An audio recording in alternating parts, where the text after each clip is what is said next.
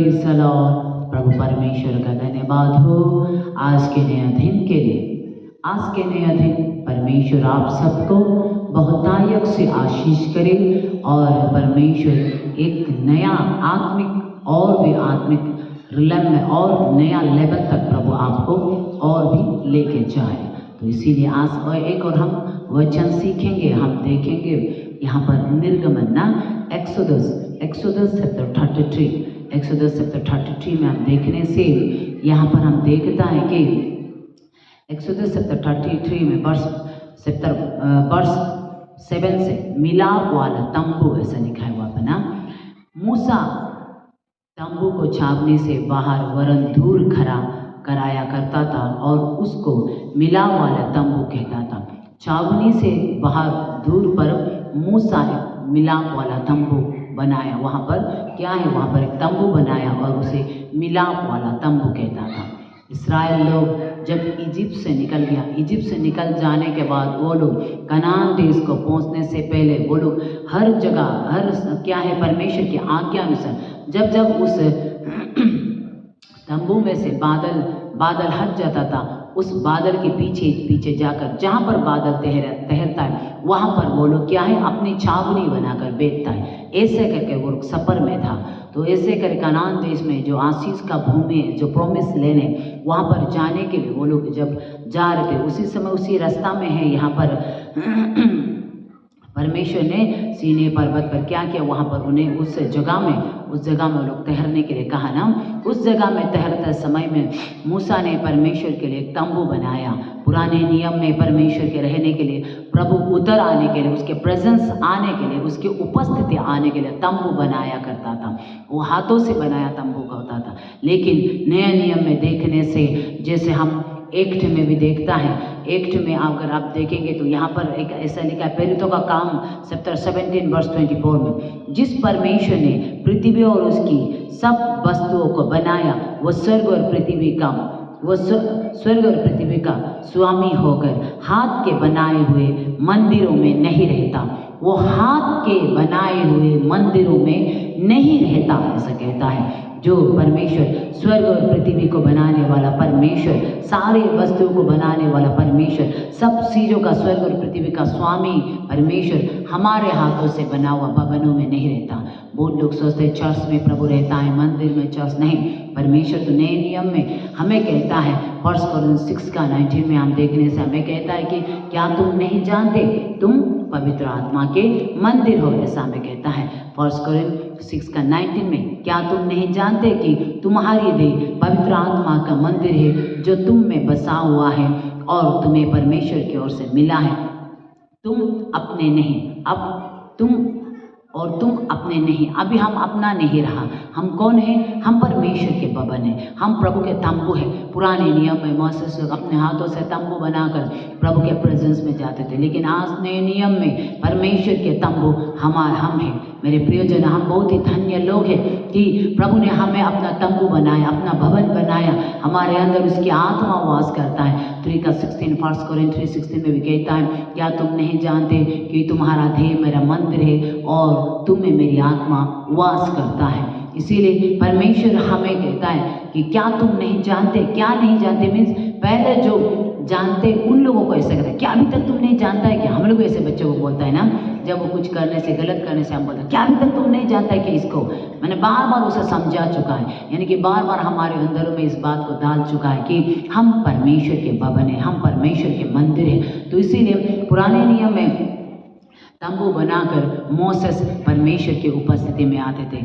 आज परमेश्वर जहाँ भी है परमेश्वर है, इसीलिए कहता है कि वो क्या है, वो दिखता नहीं पर तू हर जगह है, जमी से पलक तक हाजिर है तू कल भी था तू आज भी है, जमी से पलक तक हाजिर है तू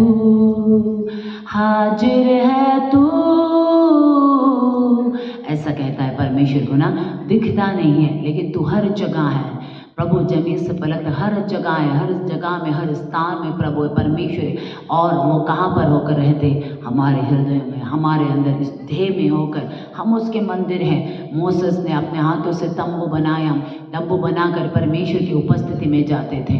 और आज परमेश्वर तो हमें अपने मंदिर बनाया, हमारे साथ है वो, हमारे हाथों को पकड़ कर वो लेकर चल रहा है। इसीलिए यीशु ने, परमेश्वर ने हमारा हाथ को पकड़ा है, इस हाथ को कभी छूटने ना दे। प्रभु ने जिस हाथ को हमें जो पकड़ा है, इसे कभी भी छूटने ना दे, इसे पकड़ता रहे, पकड़ता रहे, प्रभु में चलता रहे।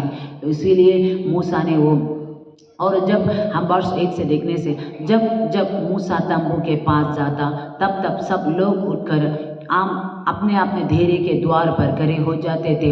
और जब तक मूसा उस तंबू में प्रवेश न करता था, तब तक उसकी ओर ताकते रहते थे। और मूसा जब उस तंबू में जाता था, उसके आसपास के सारे लोग क्या करते थे, इस्राएल लोग क्या करते थे, वहाँ पर वो लोग अपने ही छावनी में बैठकर क्या है, द्वार से ही मूसेस को देखते रहता था। मूसा कब उस तंबू के अंदर जाएंगे, उसको वो लोग देखते रहते थे, ताकते रहते थे। और मूसा जब मूसा उस तंबू में प्रवेश करता, तब बादल का खंभा उतर के तंबू के द्वार पर ठहर जाता था। और यहोवा मूसा से बातें करता था, बातें करने लगता था। और सब लोग जब बादल के खंभे को तंबू के द्वार पर ठहरा देते थे, तब उठकर अपने डेरे के द्वार पर से धन्यवाद करते थे। और जब मूसा उस तंबू में जाता था, मूसा जाते थे, तो सारे लोग, इस्राएल लोग छावनी में बैठकर अपने द्वार से उसे वहाँ पर खड़ा होकर देखते रहता था, अपने बरंदा में खड़ा होकर देखता था।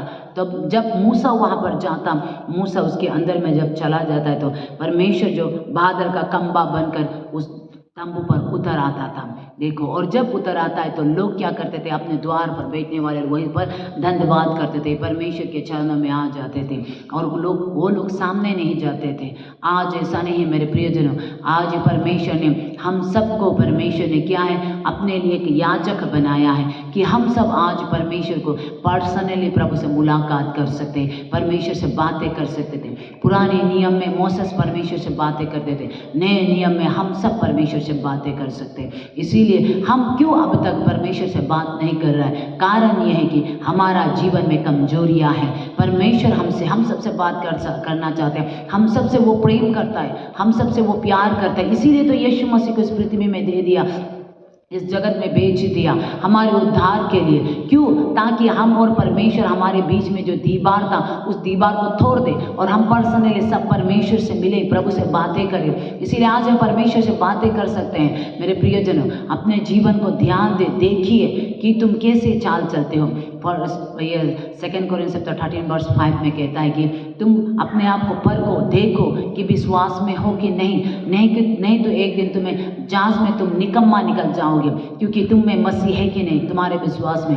तो इसीलिए मसीह हमारे जीवन में नहीं होने से हम एक दिन निकम्मा निकल जाएंगे। तो इसीलिए परमेश्वर जब तक हमारे शरीर की इच्छाएं हमारे ऊपर प्रभुता करते हैं, हम अपने मन मर्जी के अनुसार चलते हैं, तब तक परमेश्वर के बातों को हम सुनने नहीं सकते।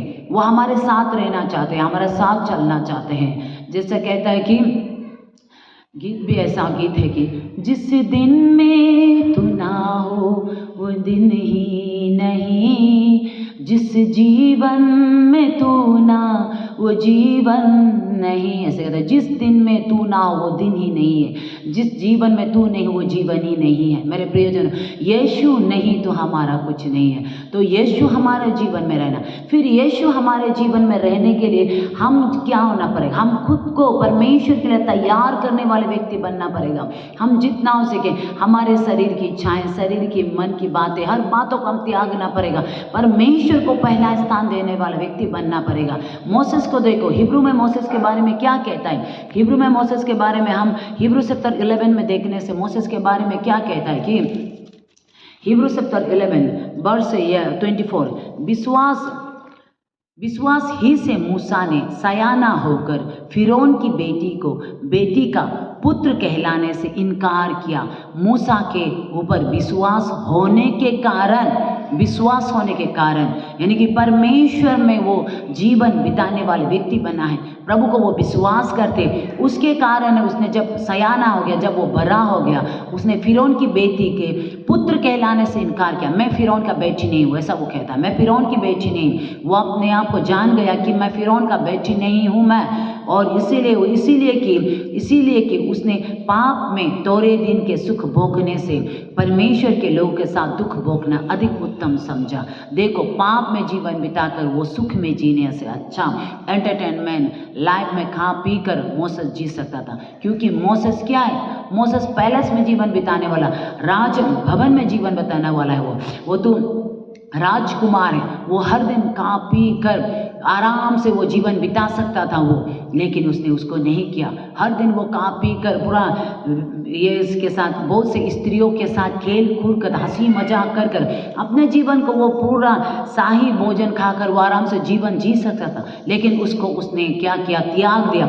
उसको त्याग कर क्या किया? परमेश्वर के लोगों के साथ दुख भोगना अति उत्तम समझा है। उससे अधिक उत्तम समझा है परमेश्वर के लोगों के साथ दुख भोगना। उसी तरह से मेरे प्रियजनों, आज हम परमेश्वर यीशु मसीह के रूप में आने के लिए हम सच में दर्द उठाएं। जैसे हम कहते हैं, पौलुस कहता है कि गलातिया में कहता है, तुम मसीह के रूप में जब तक ना आए मैं सज्जा की सी पीड़ा सहता हूँ। यानी कि उसके अंदर बर्डन है, उसके अंदर दर्द है कि मसीह के रूप में आना है। क्योंकि वो क्या बोलता है, मैं मसीह की सी चाल चला, तुम भी मेरी सी चाल चलो। ऐसा कहता है पौलुस भी। पौलुस यीशु के समान अपने जीवन को जिया है। हमारा जीवन भी यीशु के समान जीने वाले व्यक्ति बनना है। यीशु हमें आज तंबू बनाया है, उसका उपस्थित रहने का एक भवन हमें बनाया है, उसकी आत्मा रहने का एक जगह हमें बनाया है मेरे प्रियजनों। तो इसीलिए हम उसके घर है, हम उसके भवन है। तो क्यों हम दुनिया की बातों में उलझन रहे, अपने काम काज में, घर परिवार के बातों में क्यों व्यस्त रहते रहे? उसको आप संभालना है, उसको करना है, लेकिन पहला स्थान आप प्रभु को दें, परमेश्वर को दो। बहुत लोग ऐसा करते हैं, प्रभु के कार्यों को सेकेंडरी में रखते हैं, उसको बाद में रखते हैं, लेकिन सबसे पहले अपने इच्छाओं को, अपने शरीर की बातों को, अपने मन की बातों को क्या है उसको ढूंढ लेते हैं। प्रभु की सेवा करेगा ऐसे कहकर प्रभु के सेवा में निकल जाते हैं। लेकिन चलते चलते वो क्या कर जाते हैं? सेवा को छोड़कर अपने कामों में व्यस्त हो जाते हैं, अपने बातों में व्यस्त हो जाते हैं। लेकिन प्रभु हमसे ऐसा नहीं चाहते। प्रभु तो हमें चाहते हैं कि हम दुख उठाएं, दर्द उठाएं। क्योंकि कहता है मैथ्यू चैप्टर 5 में देखने से क्या कहता है? धन्य है जो शोक करते हैं, क्योंकि वो शांति पाएंगे। ऐसा करते हैं। इसीलिए परमेश्वर के लिए हम दर्द उठाने वाले, यीशु के लिए हम दर्द उठाने वाला, यानी कि दुख उठाने वाला हमारे लिए यीशु ने क्रूस पर जाकर बलिदान होकर हमारे लिए कुर्बान होकर हमें जीवन दिया है, अनंत जीवन को हमारे अंदर दिया है, पवित्र आत्मा को हमारे अंदर दिया है। क्यों? ताकि हम मसीह के रूप में बन जाएं। इसीलिए हम मसीह के रूप में बनने के लिए अपने जीवन को जितना हो सके चलने करें, उसे इनकार करें। अपने जैसे पौलुस कहते हैं, मैं अपना आप को मारता हूँ, कूदता हूँ, अपने आप को मारता कूदता हूँ, इनकार करता है अपने आप को, यानी कि अपने खुद को छल नहीं करता है, यानी कि खुद को दुख देते हैं। यानी कि क्या है? अपने खुद को मारता है मीन्स असली में मारता उसको नहीं, आत्मिक रिलेम में हमें इसे समझना है कि अपने बातों को क्या करता है, अपनी इच्छाओं को, सब कुछ को वो त्याग देता है, अपने आप को इनकार करता है, वो क्रूस उठाता है। यीशु क्या बोलता है? जो मेरे पीछे आना चाहता है वो अपने आप को इनकार करे और क्रूस उठाए। क्रूस उठाने वाले व्यक्ति है। तो इसीलिए हम भी क्रूस उठाने वाले व्यक्ति बने। तो इसीलिए मोसेस को देखो, मोसेस वहां पर जब उस तंबू में जाएंगे तो परमेश्वर एक बादल का खंबा बनकर आ जाता था। पुराने नियम में अग्नि के ज्वाला बनकर, बादल का खंबा बनकर परमेश्वर उन लोगों के साथ चलता था। आज परमेश्वर ने हर वक्त हर समय हमारे साथ चलते रहने के लिए पवित्र आत्मा अवेलेबल हमारे जीवन में कर दिया है। तो इसीलिए मेरे प्रियजनों, पवित्र आत्मा के सहभागिता में जीवन चलता रहे, हर दिन उसकी उपस्थिति में, उसके प्रेजेंस में जीवन बिताने के लिए चलता रहे।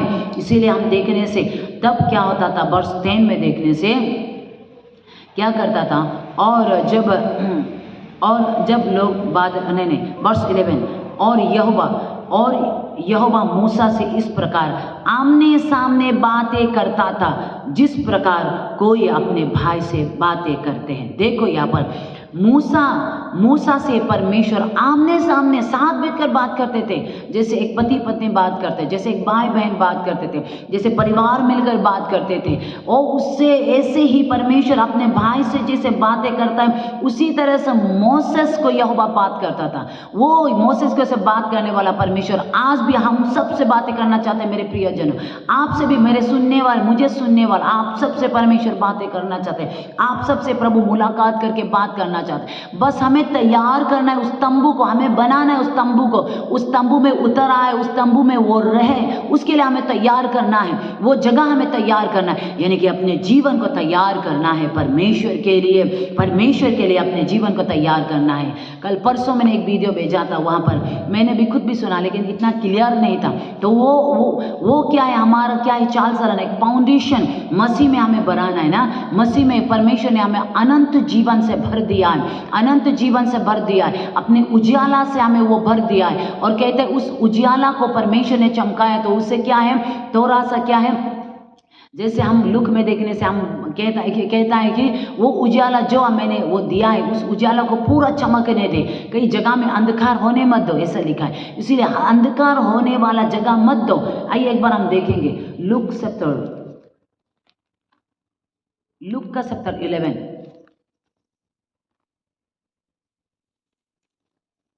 लुक का चैप्टर 11 में यह लिखा है, इसलिए सौकच रहना कि लुक चैप्टर 11 वर्स 35, इसीलिए सौकच रहना कि जो उजियाला तुम में है वो अंधकार ना हो जाए। देखो यहाँ पर, इसीलिए यदि तेरा सारा शरीर उजियाला हो तो उसको कोई भाग अंधियारा ना रहने, कोई भाग अंधियारा ना रहे। देखो कोई भी भाग अंधियारा होने मत दो, कोई भी भाग अंधियारा होने मत दो। और हमें सावधान रहना है, जो उजियाला हमारे अंदर वो दिया है वो अंधेरा होने नहीं होना है। क्योंकि लाइट भी, बल्ब भी हम देखते हैं लाइट भी धीमी हो जाता है। जब हम बत्ती जलाता है तो लैंप में भी जब लाइट उसमें जलाता है तो क्या होता है, तेल कमती होने से लाइट धीमी हो जाता है। तो धीमी होने मत दो, पूरा फुल लाइट अच्छी तरह से उसे चमकने दो। इसीलिए कहता है कि अंधेरा ना रहे, तो सबका सब ऐसा उजियाला होगा, बोलता है तब ऐसा उजियाला होगा जैसा उस समय होता है जब दिया अपने चमक से तुझे उजियाला देता है। हमारा जीवन को पूरा उजियाला होने दो, यानी कि क्या से, परमेश्वर के प्रभु यीशु मसीह ने जैसे खुद को दीन बनाया, खुद को नम्र बनाया, खुद को वो परमेश्वर के पिता के अधीन में रहकर वो दया करने वाला, दीन होने वाला, नम्र होने वाला, मन को शुद्ध रखने वाला, ऐसा व्यक्ति हम बनाए खुद को, वो तंबू हम बन जाए। पुराने नियम में मूसा अपने हाथों से तंबू बनाया परमेश्वर की उपस्थिति के लिए। आज पवित्र आत्मा हमें परमेश्वर के यीशु के तंबू के लिए बनाना चाहता है। एलाव हमें करना है, पवित्र आत्मा मुझे बनाए, सच में एक तंबू बनाए, ऐसा कहकर मेरे मन की इच्छा, मेरे इमोशन, मेरे भावना, मेरी इच्छा, मेरा शरीर, सब कुछ को त्याग दो, सब कुछ को पीछे रखकर, पीछे मुड़कर ना देखकर आत्मा के चलाए अनुसार चलिए। आत्मा के चलाए अनुसार चलेंगे तो वो तंबू आप बनेंगे। तब परमेश्वर आमने सामने आपके साथ बैठकर बात करेंगे। मोसेस को जैसे उन दिनों में बात करने वाला परमेश्वर अपने भाई की तरह बात, अपने भाई के जैसा अपने भाई से बातें करता है, वैसा ही उसमें बात करने वाला परमेश्वर, मोसेस को बात करने वाला परमेश्वर आज हमें भी बात करना चाहते हैं परमेश्वर। इसीलिए मेरे प्रियजनों, प्रभु हम सबसे बातें करने के लिए, प्रभु हम सबसे मिलना चाहते हैं हर दिन प्रभु। इसीलिए जिस दिन में यीशु से ना मिला वो दिन क्या दिन कहलाएंगे, वो दिन नहीं होंगे। जिस जीवन में यीशु नहीं, वो जीवन क्या जीवन है, वो जीवन नहीं है। तो इसीलिए हमारा हर दिन हम यीशु को मिले, हर सुबह उठकर परमेश्वर को आराधना करें, प्रार्थना करें, प्रभु में खो जाइए। अगर आपका बच्चों को आप स्कूल भेजना चाहते हैं तो आप जैसे भी हो 4 बजे उठकर आराधना में प्रार्थना में बैठ जाइए, 6 बजे आप घर का काम में लग जाइए। 2 घंटा जैसे भी सुबह उठकर 4 बजे 5 बजे परमेश्वर के उपस्थिति में बैठकर आराधना प्रार्थना कीजिए। प्रभु हर दिन आपसे बातें करना चाहते हैं। प्रभु कल मुझे परमेश्वर को कल आराधना कर रहा था, स्तुति कर रहा था सुबह के समय, तब 7:20 को परमेश्वर ने मुझे एक ऐसा बात दिखाया कि अन्य भाषा, नया अन्य भाषा प्रभु ने मुझे दिया। तो वो नया अन्य भाषा को बोला तो मेरे मन में यह आया कि इस अन्य भाषा के द्वारा प्रभु मुझे बातें करना चाहते हैं, कुछ बात मुझे कहना चाहते हैं परमेश्वर। तो मैंने क्या किया, उस अन्य भाषा को बोलने के बाद जब मैं डिवोशन में परमेश्वर की उपस्थिति में उस समय में था, मैं पूरा महसूस कर रहा था प्रभु की उपस्थिति को। मैं रो रहा था, मेरे आंखों से भी आंसू भी बह रहा था और परमेश्वर की उपस्थिति को भी मैं महसूस कर रहे थे। तो उसी समय में प्रभु ने मुझे कहा, इन दिनों में कि योद्धा की तरह तुम्हें तैयार कर रही हूँ, क्योंकि आने वाला दिन में तुम्हें फ्रंट लाइन में खड़ा होकर तुम्हें युद्ध में जाना है, ऐसा कहा है। मेरे प्रियजन, परमेश्वर ने मुझे बातें की ऐसा। तो इसीलिए आज परमेश्वर हर कोई से बातें करना चाहता है, सबसे वो बातें करना चाहता है, किसी को वो छोड़ना नहीं चाहते। इसीलिए वो बातें करने के लिए खुद को तैयार करें। आप अपने जीवन को दो, प्रभु को दे, प्रभु के प्रेजेंस में जीवन बिताए। इसीलिए इस वचन के अनुसार प्रभु आप सबको आशीष करें। आमीन।